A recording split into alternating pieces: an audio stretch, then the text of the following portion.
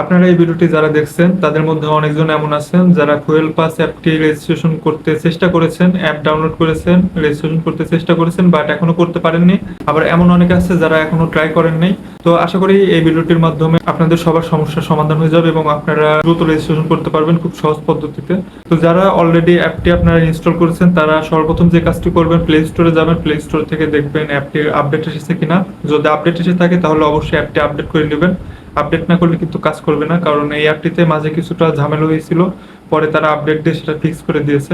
আর যারা এখন অ্যাপটি ইনস্টল করেননি আপনাদের ফোনে, তারা ইনস্টল করে নিতে পারেন। তবে আমি আজকে রেজিস্ট্রেশন প্রসেসটা ওয়েবসাইট থেকে দেখাবো, কারণ ওয়েবসাইটে ঝামেলা ছাড়া খুব সহজে রেজিস্ট্রেশন কমপ্লিট করতে পারবেন। প্রয়োজনে ওয়েবসাইট থেকে রেজিস্ট্রেশন করে তারপর আপনারা অ্যাপে লগ ইন করবেন। তো এখন আমি আর কথা না বাড়িয়ে আমি চলে যাচ্ছি আমার ফোনের স্ক্রিনে। আমি আমার মোবাইলের ব্রাউজারের মাধ্যমে আপনাদেরকে দেখাই দিচ্ছি কোথায় কোন ইনফরমেশনগুলো দিয়ে আপনাদেরকে ফুয়েল পাস রেজিস্ট্রেশন করতে হবে। তো সম্পূর্ণ ভিডিওটি দেখতে থাকুন। তো এখন আমি চলে আসলাম আমার ফোনের স্ক্রিনে। তো সর্বপ্রথম আপনাদের যেটা করতে হবে, আমি এখানে অ্যাপ থেকে দেখাইতেছি না, কারণ অ্যাপে অনেক সময় অনেক রকম ঝামেলা হয়। তো আমি সরাসরি আপনাদেরকে ওয়েবসাইট থেকে দেখাই দিব। তো সেজন্য সর্বপ্রথম আপনারা যেটা করবেন, আপনাদের ক্রোম ব্রাউজারে প্রবেশ করবেন। ক্রোম ব্রাউজারটি চালু করার পর আপনার এখানে সার্চ অপশন অথবা ইউআরএল অপশনে যাবেন। যাওয়ার পর এখানে লিখবেন ফুয়েল পাস, ফুয়েল, ঠিক এই লিঙ্কটা দিবেন fuelpass.gov.bd। আপনার এই লিঙ্কটা দেখে রাখেন, আমি প্রয়োজনে এই লিঙ্কটা কমেন্টে দিয়ে দিব। আপনারা সেখান থেকে সরাসরি এই সরকারি ওয়েবসাইটে প্রবেশ করতে পারবেন। তো এই ওয়েবসাইটে প্রবেশ করার পর এখানে দেখতে পাচ্ছেন একটা ওয়েবসাইটের যে হোম পেজ সেটা চলে এসেছে।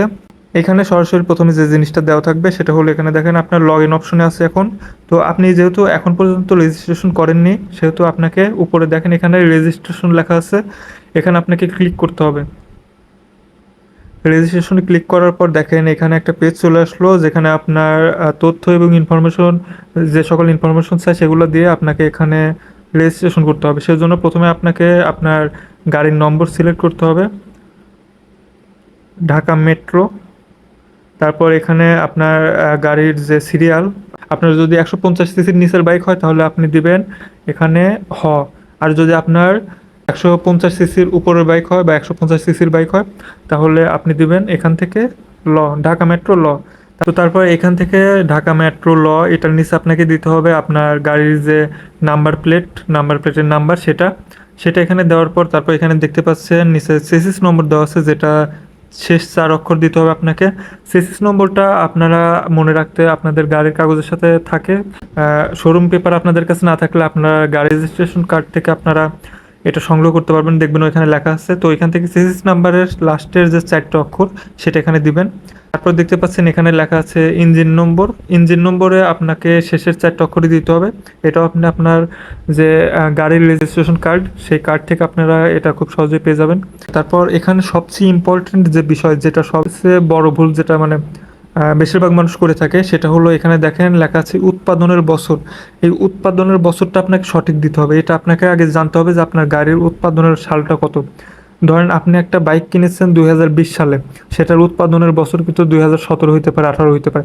ধরেন আপনি শোরুম থেকে কিনেছেন নতুন বাইক, ব্র্যান্ড নিউ বাইক 2020 সালে, বাট সেটার উৎপাদন বছর কিন্তু 2017 হইতে পারে, 2016 হইতে পারে, 18 হইতে পারে। তো এটা আপনাকে প্রপারলি জানতে হবে আগে যে আপনার বাইকের উৎপাদন বছরটা কত সাল।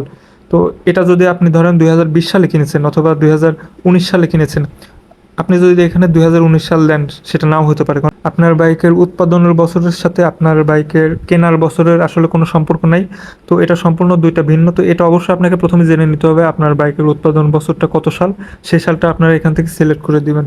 তারপর এখানে যানবাহন যাচাই করুন, এখানে ক্লিক করবেন। যানবাহন যাচাই করুন, এখানে ক্লিক করার পর আপনারা দেখতে পাবেন এখানে আপনাদের নতুন আরেকটা পেজ চলে এসেছে, এবং সেই পেজ থেকে আপনাদেরকে যে ইনফরমেশনগুলো দিতে হবে সেটা হলো, ওইখানে আপনাদের এনআইডির নাম্বার দিতে হবে। তারপর ওইখানে আপনাদের যে সকল তথ্য চাই ওইখানের তথ্যগুলো দিয়ে জাস্ট সাবমিট করে দিলে আপনাদের রেজিস্ট্রেশনটা সাকসেসফুল হয়ে যাবে, এই ফুয়েল পাসের রেজিস্ট্রেশনটা। তারপর আপনারা কী করবেন, তারপর আপনারা, আমি দ্বিতীয় পেজটা এখানে দেখাতে পারতেছি না কারণ আমি অলরেডি রেজিস্ট্রেশন করে ফেলেছি। তো সেজন্য আমি দেখাতে পারতেছি না, আমার ওই পেজটা এখন আর আসবে না, কারণ আমি অলরেডি রেজিস্ট্রেশন আমার করা হয়ে গেছে। সেকেন্ড পেজ থেকে আপনার এনআইডি এবং যাবতীয় তথ্য দিয়ে যখন রেজিস্ট্রেশন কমপ্লিট হয়ে যাবে তখন আপনি কি করবেন, তখন এখান থেকে আপনি যে লগ ইন করবেন, এই যে লগ ইন অপশন, এখান থেকে জাস্ট আপনার ফোন নাম্বার তারপর এখানে আবার সিলেক্ট করতে হবে ঢাকা মেট্রো, তারপর এখানে তারপর এখানে আপনার গাড়ি নাম্বার, আর ওইখান থেকে সেকেন্ড পেজ থেকে আপনাকে পাসওয়ার্ড সেট করতে হবে, যেটা 2 বার লিখতে হবে একই পাসওয়ার্ড। তো সেই পাসওয়ার্ডটি আপনি অবশ্যই মনে রাখবেন, সেই পাসওয়ার্ডটি এখানে দিতে হবে। এখানে পাসওয়ার্ডটি দেওয়ার পর তার থেকে জাস্ট লগ ইনে প্রেস করলেই এটা আপনার যে ফুয়েল পাস সিস্টেমটা সেটা আপনারা প্রবেশ করতে পারবেন। আমি অলরেডি অ্যাপ ডাউনলোড করেছি আর আমার অ্যাপে লগ ইন করা আছে, তাই আমি আপনাদেরকে অ্যাপস থেকে লগ ইনটা দেখাই দিচ্ছি। দেখেন এখানে ফুয়েল পাস বিডি নামের অ্যাপসটা আমি প্লে স্টোর থেকে ডাউনলোড করেছি, এবং এখানে দেখেন অলরেডি একটা আপডেট আবার চলে এসেছে। আমি রিসেন্টলি আপডেট দিয়েছি, তারপর আবার আপডেট চলে এসেছে। তো আমি এখান থেকে অ্যাপটি আপডেট করে নিই, তারপর আমি এখান থেকে অ্যাপটি ওপেন করলাম। অবশ্যই আপডেট আসলে আপনাদেরকে আগে আপডেট দিতে হবে, কারণ আপডেটের পরেই সব কিছু একেবারে ফিক্স হয়ে যায়। অ্যাপসটি ওপেন করার পর এখন আপনাকে সর্বপ্রথম আপনি রেজিস্ট্রেশন তো করে ফেলেছেন, এখন আপনাকে লগ ইন করতে হবে। তো লগ ইন করার জন্য প্রথমে এখানে আপনাকে সিলেক্ট করতে হবে আপনি সিটিজেন নাকি আপনি ফুয়েল স্টেশনের ওনার। তো অবশ্যই আপনি সিটিজেন, আপনি যেহেতু একজন বাইকার তেল নেবেন, তো আপনি সিটিজেন। তো এখানে আপনাকে ক্লিক করতে হবে আই এম সিটিজেন। এখানে ক্লিক করার পর দেখেন এখানে লগ ইনের কয়েকটা অপশন চলে আসছে, যেখানে আপনার ফোন নাম্বার দিতে হবে। তারপর এখান থেকে আবার আপনার ভেহিকেলের রেজিস্ট্রেশন নাম্বার সিলেক্ট করতে হবে, যেমন এখান থেকে ঢাকা মেট্রো, তারপর এখানে দিবেন রেজিস্ট্রেশন নাম্বার। তারপর এখানে আপনার যে পাসওয়ার্ডটা সেট করেছিলেন ওইখানে রেজিস্ট্রেশনের সময় যে পাসওয়ার্ডটা সেট করেছিলেন সেই পাসওয়ার্ডটা এখানে দিয়ে জাস্ট লগ ইন করতে হবে। তো আমি এখন এখানে লগ ইন করতেছি, লগ ইন করার পর আমি আপনাদেরকে দেখাইতেছি। তো লগ ইন করার পর দেখেন এখানে আমার সব মানে যে ড্যাশবোর্ড সেটা আমি চলে এসেছি ফুয়েল পাসের ড্যাশবোর্ডে। আর এখানে দেখেন এখানে লেখা দেখাচ্ছে আমি দেখেন ইউজড কোটা এটায় এক দিনে আমি সর্বোচ্চ তেল নিতে পারবো 12.5 লিটার, এবং 1 মাসে 30 দিনে আমি সর্বোচ্চ তেল নিতে পারবো 60 লিটার। এর বেশি আমি নিতে পারবো না, কারণ যখনই আপনারা তেল নিতে যাবেন পাম্পে তখনই আপনাদেরকে মানে চেক করা হবে, মানে আপনারা যখন কিউআর কোড দিবেন তখন তাদের যে পাম্প ওনাররা আছে তাদের ডিভাইসে অটোমেটিক্যালি এটা চলে আসবে যে আপনি কতখানি তেল পেয়েছেন আর কতখানি আপনার বাকি আছে। তো সেই সিস্টেম করে তারা দেবে। আপনার লিমিট হলো প্রতিদিন 12.5 লিটার, আর 1 মাসে আপনি ম্যাক্সিমাম মানে পুরো মাস ধরে 60 লিটার তেল নিতে পারবেন, মানে 60 লিটার। এরপর এখানে আপনার যেটা করতে হবে, এখানে আপনাকে একটা কিউআর কোড জেনারেট করতে হবে। আমি অলরেডি জেনারেট করে ফেলছি, সেজন্য আমার এখানে দেখেন লেখা দেখাচ্ছে ভিউ ফুল স্ক্রিন, আর একটা লেখা দেখাচ্ছে রিজেনারেট। তো এখানে আপনারা যেটা করবেন, আপনারা যদি আগে করে না থাকেন তাহলে আপনার জেনারেট লেখা অপশন আসবে, আর যদি আপনার আগে অটোমেটিক্যালি ক্রিয়েট হয়ে যায় তাহলে এখানে ভিউ ফুল স্ক্রিন দেখাবে। আসলে এই অ্যাপের মেন যে বিষয় সেটা হলো এই কিউআর কোডটা। এই কিউআর কোডটা আপনারা কী করবেন, এখান থেকে রিজেনারেট করবেন। রিজেনারেট রিজেনারেট করার পর দেখেন সাকসেসফুলি ক্রিয়েট হয়ে গেছে। এখন আমি কী করব, এটা ভিউ ফুল স্ক্রিন। এখন দেখেন আমার কিউআর কোডটা এখানে ওপেন হয়ে গিয়েছে। এটা জাস্ট আমি সেভ টু গ্যালারিতে ক্লিক করে সেভ করে নিলাম। তো এভাবে আপনারা খুব সহজেই মানে আপনাদের যে ফুয়েল পাসের অ্যাপটা রেজিস্ট্রেশন করতে পারবেন এবং কিউআর কোড জেনারেট করতে পারবেন, এবং এই কিউআর কোডটা আপনি সেভ করে রাখবেন আপনার গ্যালারিতে। যখনই আপনি পাম্পে লাইনে দাঁড়াবেন, যখন আপনার কিউআর কোডটা দেখতে চাবে তারা, তখন অবশ্যই এই কিউআর কোডটি মানে যেটা আপনি সেভ করে রেখেছেন জাস্ট এটা দেখালেই হবে। এই কিউআর কোডটি দেখালেই তারা আপনাকে তেল দিবে। আপনি নেওয়ার পর দেখবেন তারা এটা আপডেট করে দিয়েছে।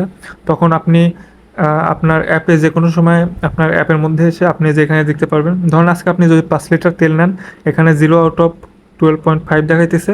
তো এখানে আপনি দেখবেন এখানে 0-এর জায়গাতে 5 লেখা আছে। তো এইভাবে আপনারা খুব সহজেই ফুয়েল পাস রেজিস্ট্রেশন করে ফেলতে পারবেন এবং আপনাদের কিউআর কোড জেনারেট করতে পারবেন। আশা করি ভিডিওটি আপনাদের অনেক ভালো লেগেছে। আপনাদের যদি রেজিস্ট্রেশনে এখনও কোনো সমস্যা হয়ে থাকে আপনারা এই ভিডিওটির কমেন্ট বক্সে জানিয়ে দিতে পারেন। আমি চেষ্টা করব আপনাদেরকে সঠিক তথ্য দিয়ে সহায়তা করার।